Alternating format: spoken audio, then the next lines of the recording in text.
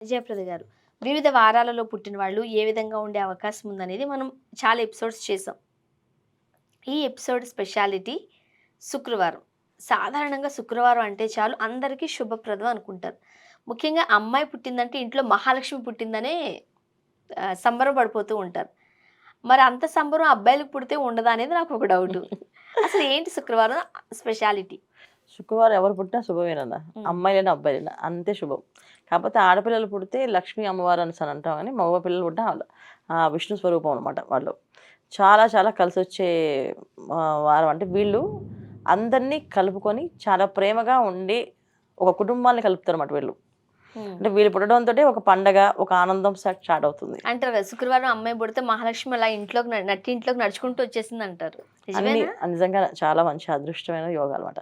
So, అదృష్టమైన యోగాలు తెచ్చే వారం శుక్రవారం.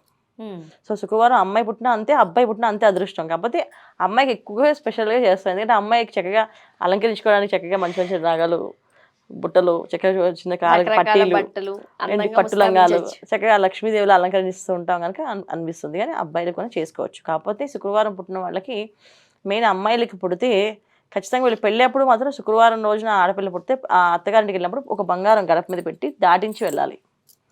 హ్మ్.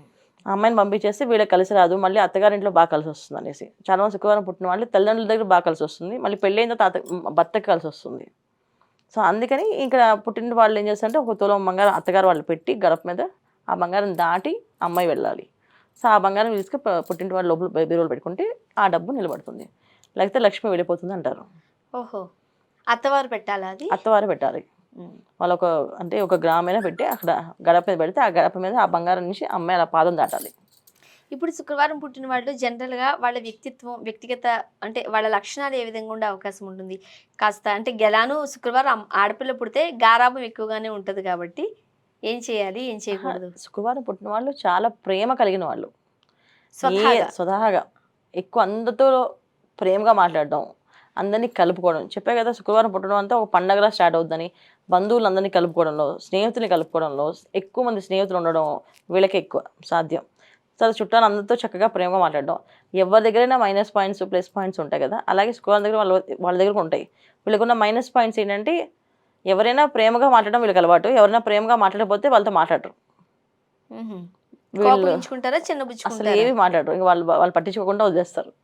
వీళ్ళు ఎవరినైనా కలుపుకోవడంలో వీళ్ళు ముందుంటారు. అందరిని కలుపుకొని ఇప్పుడు వాళ్ళొస్తే సందడి చేసేస్తారు.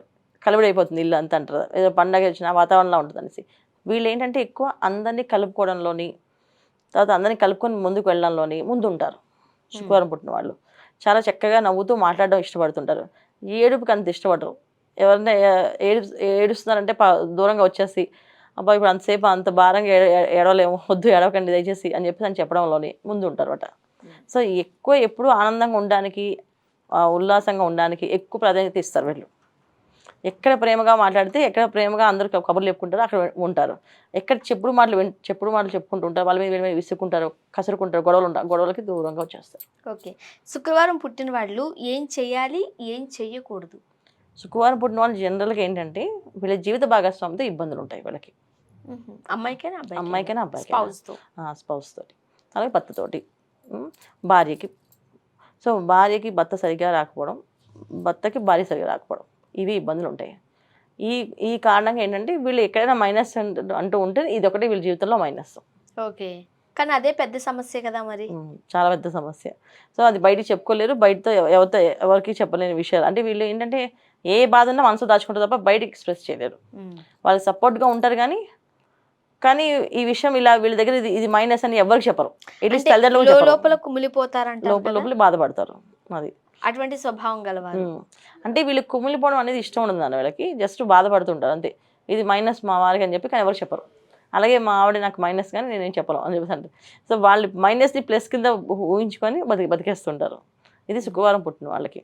సో, వీళ్ళు తీసుకోవాల్సిన జాగ్రత్తలు ఏంటంటే పెళ్లి చేసుకునే ముందు జాగ్రత్తగా అన్ని విషయాల్లో ఆచితూచి అడుగు వేసి చేసుకోవాలి.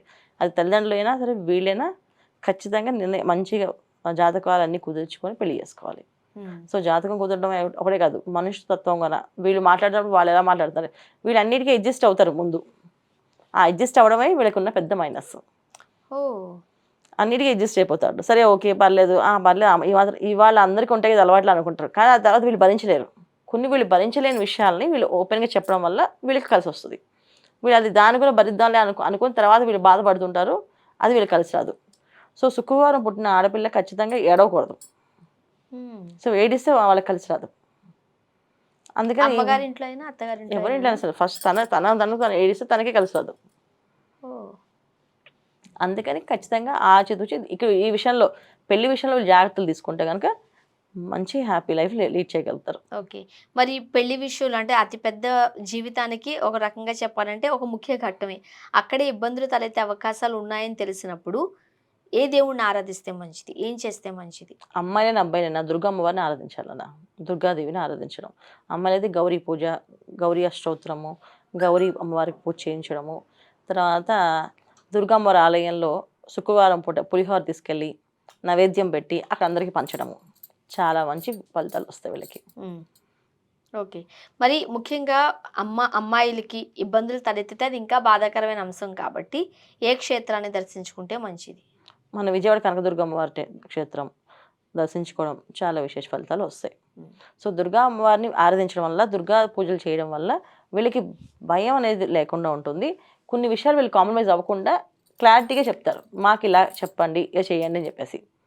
సో, దానివల్ల వీళ్ళకి ఖచ్చితంగా శుక్రవారం పుట్టిన వాళ్ళు జాగ్రత్తలు తీసుకోవాలి.